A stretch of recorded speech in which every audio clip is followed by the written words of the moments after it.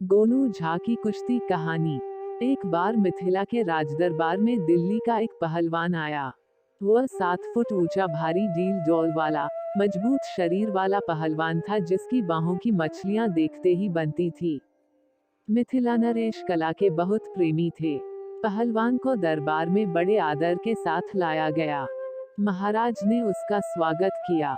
मिथिला नरेश, पहलवान गर्वीली वाली में बोला, मैं दिल्ली से आया हूँ और मेरा नाम ज्वाला सिंह है। दिल्ली में मेरे मुकाबले का कोई भी पहलवान नहीं है।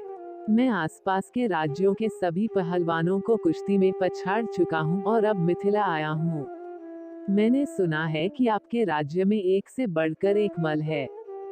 तनिक मैं भी तो देखूं कि मुझे कोई टक्कर दे सकता है या नहीं। मल ज्वाला सिंह, हमें ये जानकर तो खुशी हुआ कि तुम्हें अपनी शक्ति का घमंड है।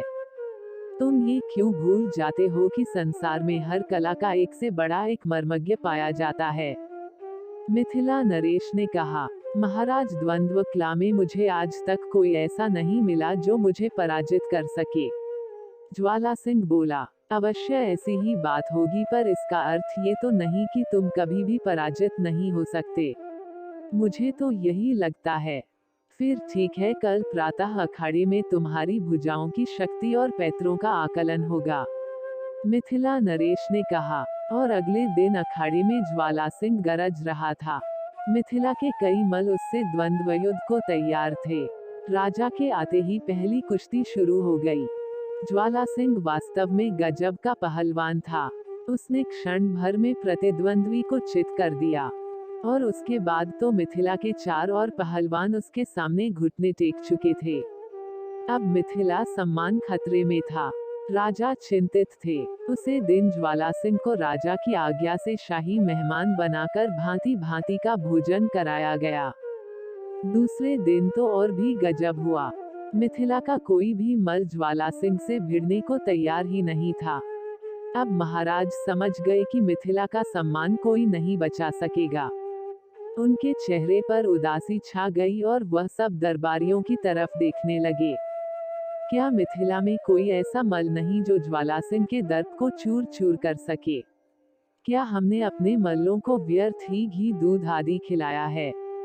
इस प्रकार तो मिथिला का सम्मान नहीं बचेगा। दरबार में गोनू झा भी थे। उन्हें महाराज की उदासी देखकर अच्छा नहीं लगा। अब उन्हें कुछ सोचना होगा। महाराज, मैं ज्वाला सिंह से मल्लयुद्ध करूंगा। गोनू झा गरज कर बोले, यद्यपि यह मेरा क्षेत्र नहीं है, क्योंकि मैं बचपन में कुश्ती लड़ता था तो मुझ पर कोई जिन सवार हो जाता था। प्रतिद्वंद्वी के हाथ पैर टूट जाते थे। तंग घर वालों ने मुझे कुश्ती लड़ने से रोक दिया। फिर बहुत दिनों बाद एक ज्योतिषी ने मुझे बताया कि मेरे हाथों में मानहत्या की रेखा है, जो कभी लड़ते भिड़ते मेरे हाथों होगी। इसलिए मैं द्वंद्व नहीं करता, पर आज बात मिथिला के सम्मान की है तो मैं अवश्य लड़ूंगा। ज्वाला सिंह भौचक्का सा उस कमजोर से आदमी को देख रहा था, जो इतनी गरज के साथ चुनौती स्वीकार कर रहा था। महाराज समझ गए कि गोनू झा बुद्धि का कोई प्रयोग करके उस पहलवान का गर्व चूर करना चाहता है। हाँ भाई ज्वाला सिंह, गोनू झा बोले, कुश्ती के तो विद्वान हो और सैकड़ों कुसगतियां जीती भी होगी। कुश्ती की सरगम तो जानते होंगे। सरगम। ज्वाला सिंह अचकचाया। अरे, सरगम नहीं जानते कुश्ती की? कैसे पहलवान हो? जानता हूँ न, सब जानता हूँ। ज्वाला सिंह को कहना पड़ा। भरे दरबार में वह कैसे कह देता कि वह मल होकर भी कुश्ती की सरगम नहीं जानता। होती होगी कोई ऐसी चीज। उसे क्या उठाकर दे मारेगा? तो फिर कल हमारी कुश्ती पंचम स्वर, द्रुत लय और पटक ताल से होगी। साथ ही कालभैरव राग में होगी। गोनू झा बोले। ज्वाला सिंह ने सहमति में सिर तो हिला दिया, पर उसका दिल लर्ज उठा। उसने आज तक उस तरीके से कुश्ती न लड़ी थी, जिस तरीके से उसका प्रतिद्वंद्वी बता रहा था, वह तो एक भी न जानता था। ज्वाला सिंह इसी उधेड़बुन में था। रात्रि का भोजन करने के बाद आराम कर रहा था कि दरबारी बोला, कल तो वास्तव में मजा आ जाएगा। असली कुश्ती तो कल ही देखने को मिलेगी। गोनू झा पटक ताल में जरा कच्चे हैं, पर द्रुत लय में उनका जवाब नहीं। आप पलक भी न झपकेंगे कि आपकी रीढ़ की हड्डी में दरार पड़ जाएगी। क्या गजब का पैंतरा है उनका। ज्वाला सिंह ने होंठों पर जुबान फिराई। आपने कहाँ सीखी यह मल विद्या? दरबारी ने पूछा। दिल्ली से ही हूँ। दिल्ली में दांव पेंच तो सब सिखाए जाते हैं, पर जब तक लय ताल का पता न चले तो क्या सीखा। गोनू झा तो राग काल भैरव के उस्ताद हैं, और काल भैरव तो आप खुद जानते हैं बड़े ही क्रोधी मल है। ज्वाला सिंह को तो कुछ सूझ ही नहीं रहा था। अब मुझे आराम करने दो, वह दरबारी से बोला। प्रातः जल्दी जागना है। दरबारी हंसता हुआ वहां से चला गया।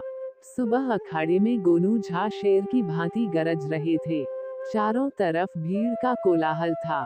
मिथिला नरेश अपनी गद्दी पर बैठे थे, पर दिल्ली के पहलवान ज्वाला सिंह का कहीं अता पता नहीं था। सारे मिथिला में खोजने पर भी वो कहीं नहीं मिला। महाराज समझ गए, गोनू झा को विजेता घोषित कर दिया गया और ढेरों पुरस्कारों से नवाजा गया। महाराज के पूछने पर गोनू झा ने हंसते हुए बताया कि उन्होंने ज्वाला सिंह को सुर, लय, ताल की उलझन में तो डाल ही दिया था। रात को एक विश्वस्त दरबारी द्वारा उसे इतना भयभीत कर दिया गया कि उसने भाग जाने में ही भलाई समझी। महाराज प्रसन्न हो गए। मिथिला का सम्मान जो बच गया था,